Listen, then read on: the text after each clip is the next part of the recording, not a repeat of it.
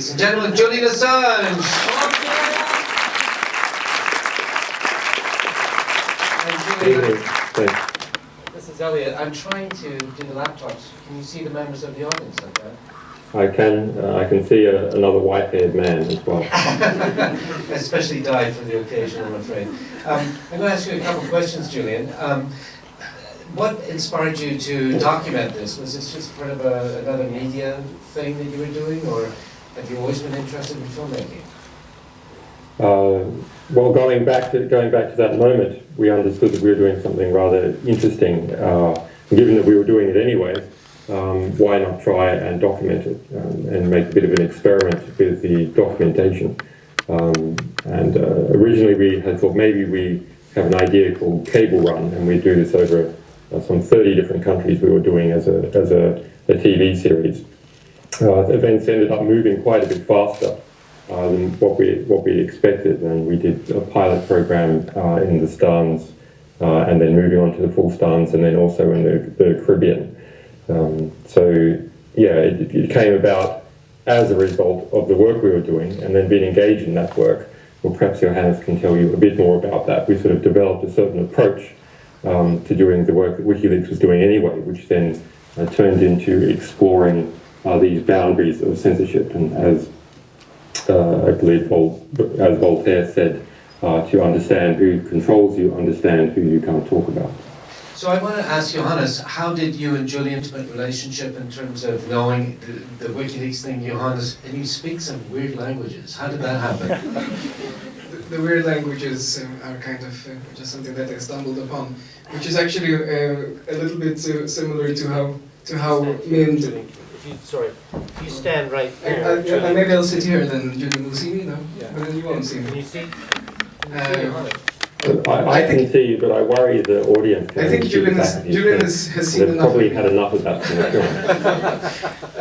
Well, basically speaking, we met a number of years ago, and that was before Julian had started sort of publication, at least of kind of famous things, and the situation was as such that I had a telephone call from, or if it was an email, I don't remember, from an Australian chap who said that he had something that he wanted to discuss, and he had a project that he wanted to start about to reshape journalism in the world, and it was supposed to be publishing all kinds of absolutely secret things that were incredibly dangerous, and they were going to be sort of, well, they were going to be censored and whatever they may be. And he asked, would you by any chance fancy being, or maybe being a front man for that? Sort of not a front man, what do you call it? A fall guy. A fall guy, that was it, yes. We'd like to be a fall guy for that. And I looked at Julian, and I don't remember if I answered at that point in time, but I thought to myself that no, I don't. I thought that either Julian is, well, this was Julian obviously, and either he was out of his mind, and obviously he would not get a hold of any of this type of information, in which case there was no reason for me to be a fall guy, or he was right, and then there was even less reason for me to be a fall guy. And then kind of time went, and we kind of found a common language and common interest in this stuff. Cool. And Julian, it must have been very frustrating for you being unable to go with them. But had you been able to, would you have been in that jeep going through those weird mountain paths? Or would you? Yeah, don't tease me. I've had enough of that over the past 2 years, seeing the Russians coming back. All right. And how is the weather in Ecuador? We're all wondering. It's fun. It looks snowy, but it's quite fun. It's good. So, Julian, what do you hope for with this film? Well, it's quite an interesting time for the release of this film. I mean, people have been working on it for a long time in different ways. But as we all know, Hollywood has decided to swoop down off its perch and come down and sort of leap on our work and push it everywhere in a film called The Fifth Estate, which is opening in the UK on the 11th. Now, that's a bad film, but it does have, for for better or worse, a $10 million, $20 million advertising budget. So it is something that's going to draw attention to the work of our organisation. And I hope that then they can see actually it's quite a lot more interesting and richer and more diverse than that. In terms of the film ideologically, what's the sort of the philosophical, or semantic, or political importance of it? Well, I think it explores a number of different things. It shows you something about these particular countries that we're going through, where we see a sort of, from a Western perspective, a cartoonish form of censorship, especially in cases like, say, Turkmenistan. On the other hand, then some political nuance or self-recognition, where these different media organisations are able to speak relatively freely, at least to us, about how they see their role. And then when we discover ourselves back in the West, we see actually a much more sophisticated, nuanced, and harder to see form of censorship in the West. And you can compare these two sorts of things. It's not to say that they're equal by any means. They're quite different in different ways. But all together, we live in what I previously referred to as a mediaocracy, that the media defines the political frame of what is possible. And hence the title of this film, Mediastan, and exploring what are the borders of this place that we live in called Mediastan. Yeah, but as the guy from the New York Times said right at the end of the film, I've just forgotten his name, surely the Fifth Estate will drive lots of traffic. Wikileaks, whatnot. Yeah, but as he says, what kind of traffic? What kind of traffic? What kind of traffic? But I think you hit it on earlier. You said raise a profile. Wikileaks, certainly people are going to be more.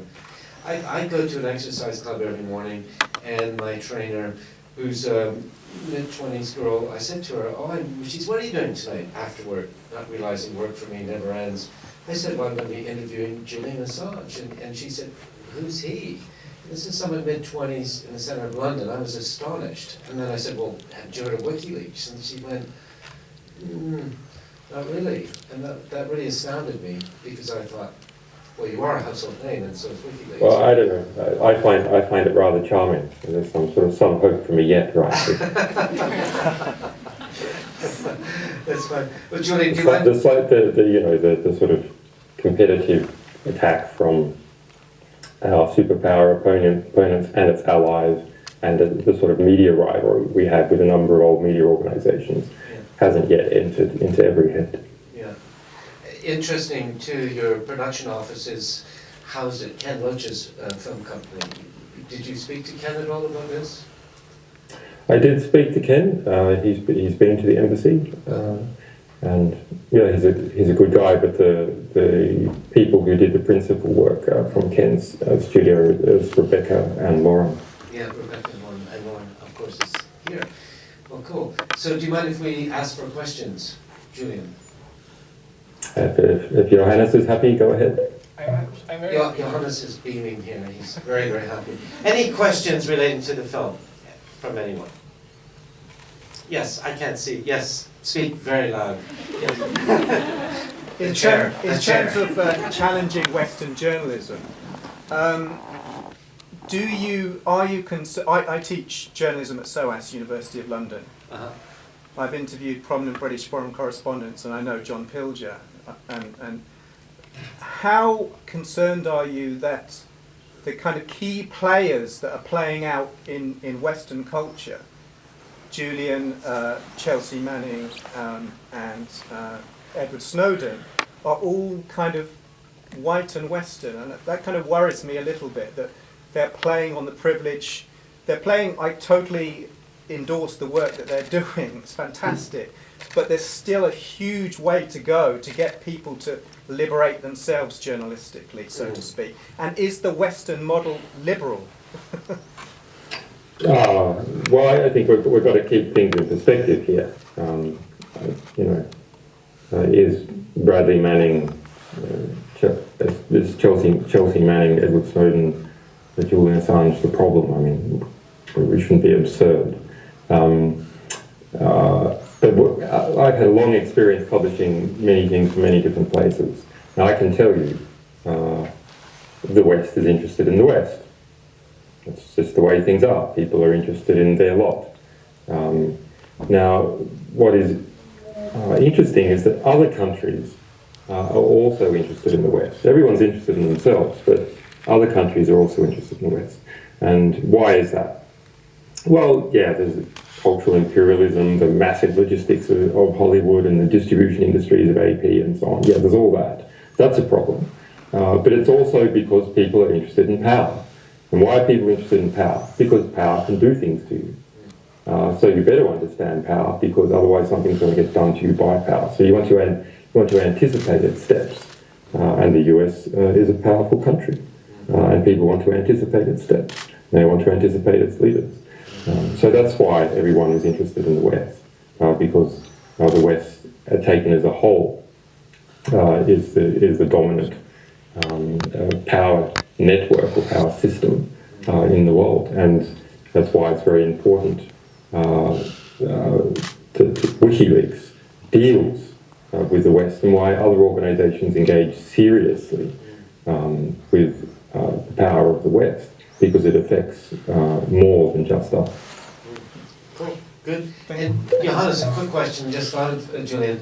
Can you two guys explain the working relationship between you? I mean, often directors and producers fight over stuff. Or how was the process? How did you decide the shape of the documentary, and what was your input creatively, Julian?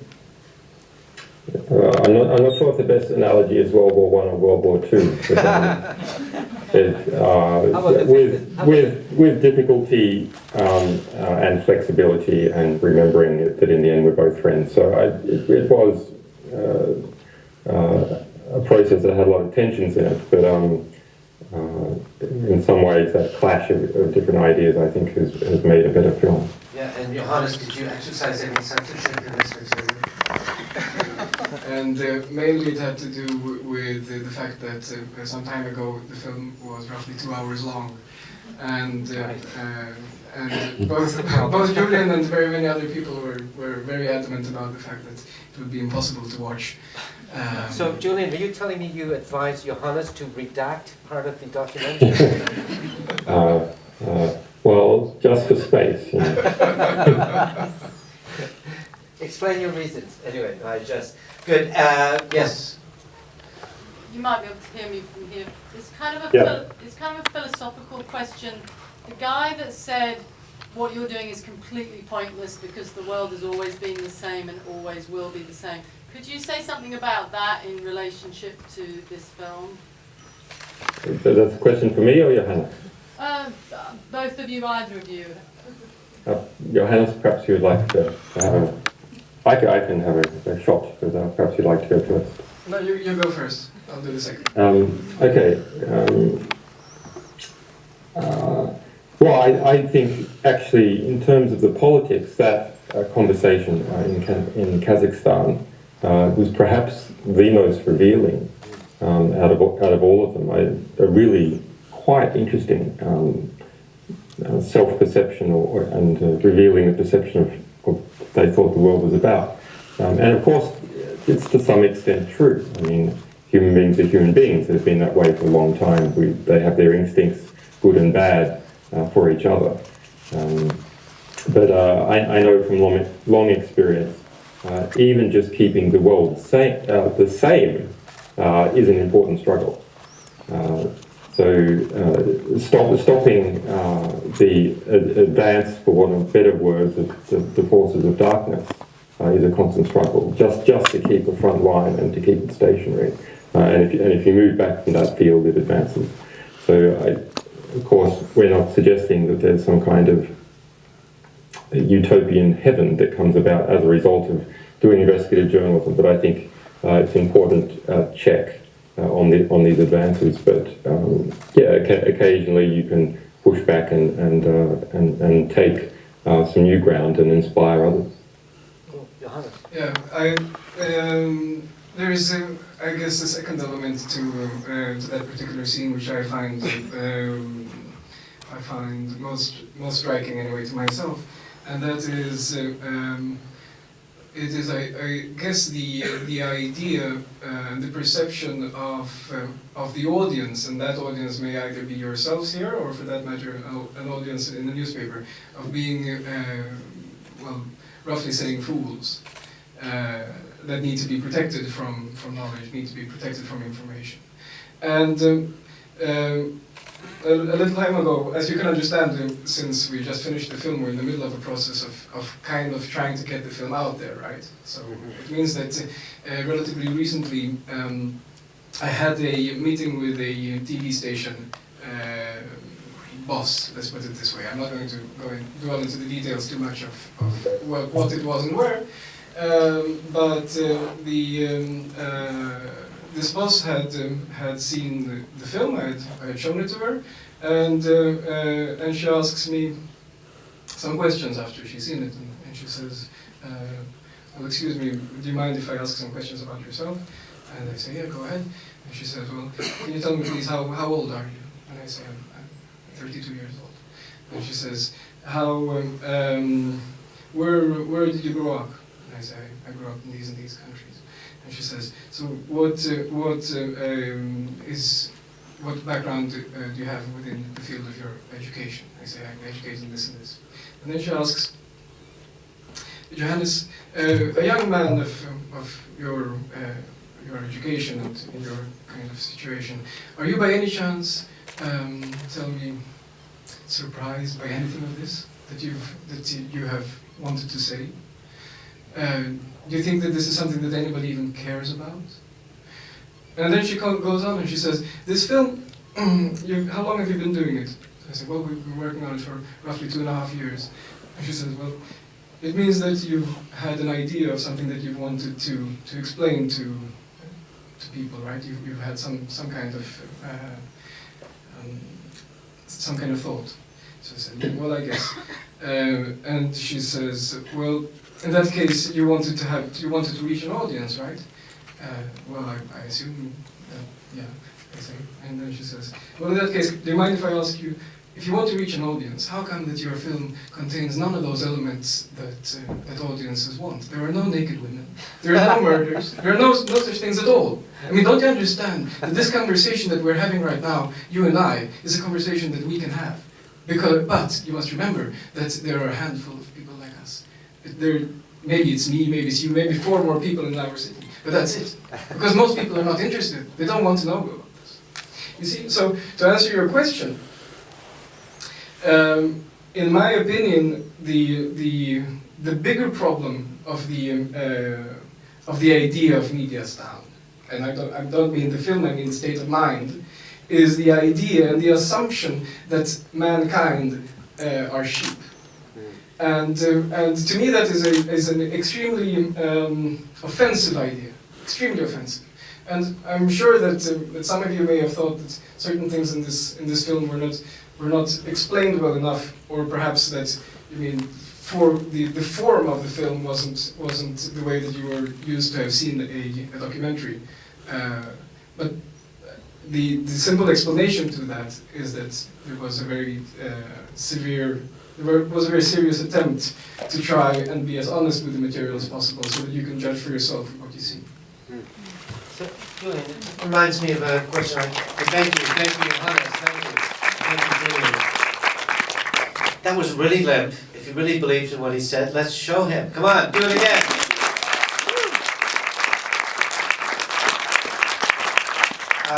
Maybe a little off the topic of the documentary, Julian, but briefly, could you tell me what role apathy has in your life? Is that something you encounter?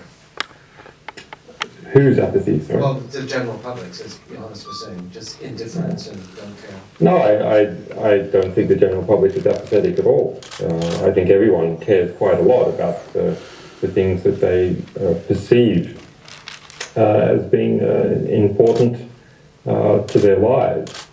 And the key thing is a matter of understanding what is important to the lives of your own life and the people that you care about. Your family and your friends and your neighborhood and so on. When we see signs of apathy, I think they those signs come more from the fact that people think they are powerless in a particular region, and therefore there's no point in engaging. And generally that's correct. Generally, most people are powerless in their lives, and certainly in the bigger world. Yeah, cool. Do you want to come over here and sit there and ask your question? This is the question seat. You don't have to vacate. Okay. Here we go. Hi, Yes. Julian. My name is Andreas Wiseman. I write for the film trade magazine Screen International. And I had 3 quick questions. You answer as you like. Do you have any more films? Do you have any more films up your sleeve? Will you be producing or making any more films? Second is, where do you see yourself in 5-10 years? What is the end result do you foresee of your personal situation? And third, to what extent are you aware of the American studios trying to get rights to a film about Edward Snowden, and what are your thoughts on that? Well, how many of these guys have we got? I think I'd like to answer the first question. In relation to are there additional films, yes, we have one coming out in the next month, another documentary about a very interesting circumstance in South America, directed by one Pazzarelli. I assume that we will continue to do that. It's important to cover I suppose, to cover all the media bases if you're an organisation that's working everywhere in the world. Otherwise, you leave sort of ground unengaged, and someone else will take the ground soon enough with their agenda. As for the other questions, I think I'll leave them to another questioner. Into which you're illustrating, Julian, one of the key elements of any great filmmaker, which is to create anticipation in the audience. Anyone else? We have time for a few more quick questions. Yes? Well, I'm going to ask the second question again. Hold on. I'm going to ask that guy's second question again in the hope that you answer it. Because you're in an absolutely fascinating, unique situation, and you seem remarkably together. I can't imagine what it's like being in that situation, and it seems to me you were avoiding answering it, and I can totally understand that, but for us that is fascinating. Where do you see your own situation, and how do you see your own situation ending? Surely when you're sleeping in that embassy bunk bed, whatever it is you're sleeping on, at night you think about this question yourself, surely? Yes, and I think the release of Mediastan will draw people into wanting to solve the situation. Can I just add something? One thing. All right. You didn't answer the bloody question. Right. One thing I would like to say about the documentary is that I think such questions, but it's an interesting situation. Lots of people are in interesting situations, considerably more adverse situations than I'm in. My primary concern is not the situation I'm in. My primary concern is the situation I might be in outside the embassy, in so far as all you are in that situation as well.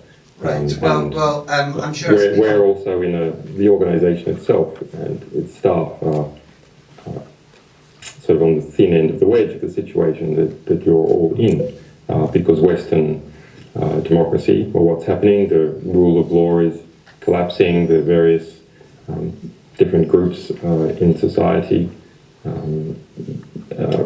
the National Security Agency that deals with GCHQ, and many similar different arrangements that sort of pulling together elements of the West more broadly. That's a problem. The derivative of that problem is something that is affecting Wikileaks and its operations.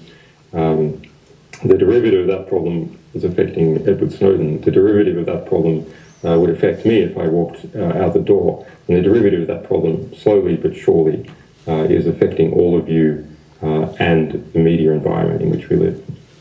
That was a big answer. Can I just add as a postscript that I thought it was an amazing film. I was coming along to see something that I thought would be kind of, you know, stitched together, but actually I thought it was very polished. I thought it was very beautiful seeing the scenery, and I thought the music was very good, and I really wasn't expecting that. And I disagree with that woman you spoke to about the commercial impact that the film might have. I think, in fact, there is definitely an audience for the movie here and in other countries, and I wish you all the best with it.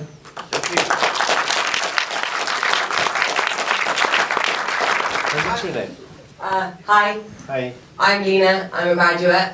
I thought the film was really interesting, particularly because you focused on a part of the region that isn't really focused on in the media. It's quite an untouched part of the world. And I wanted to ask, perhaps your film could have got a lot more, maybe audience pull if you focused on a place that was more kind of focused in the media, like the Middle East or something. And if there was a particular reason why you didn't focus on that?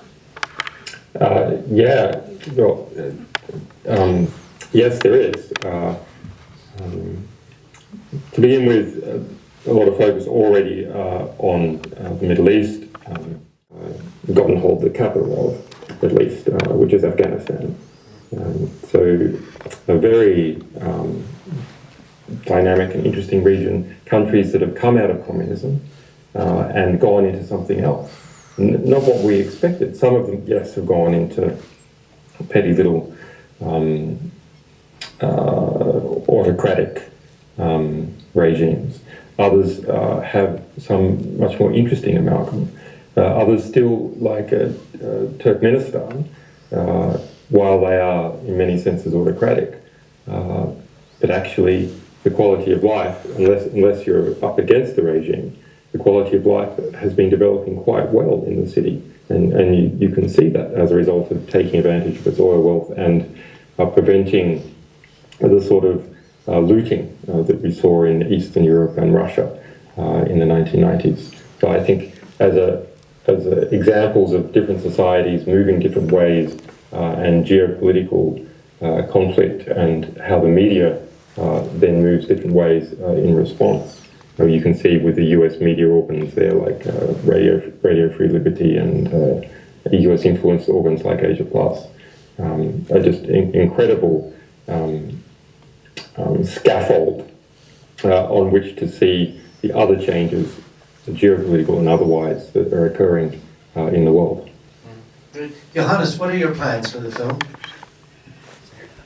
Can you rephrase the question? What are your plans for the film? Like, how are you going to get it out? I'm going to ask Julian the same question.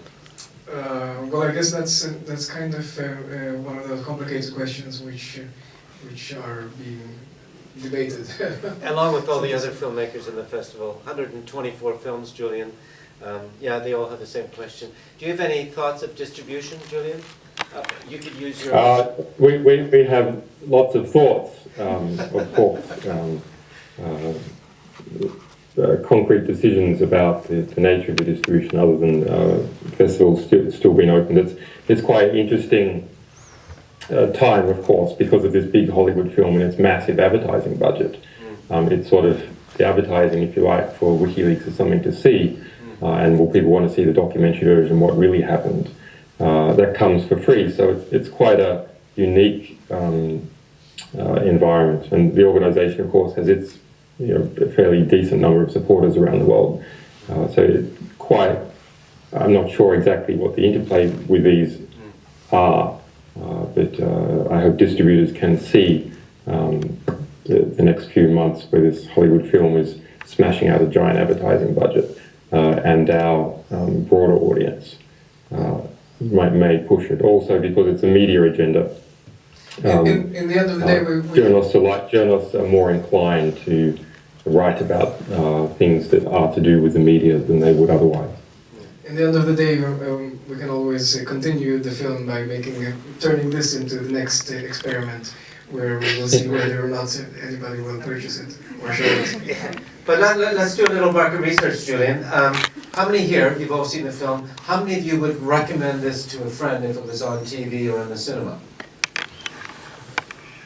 Can you see the hands there, Julian? You should be very happy.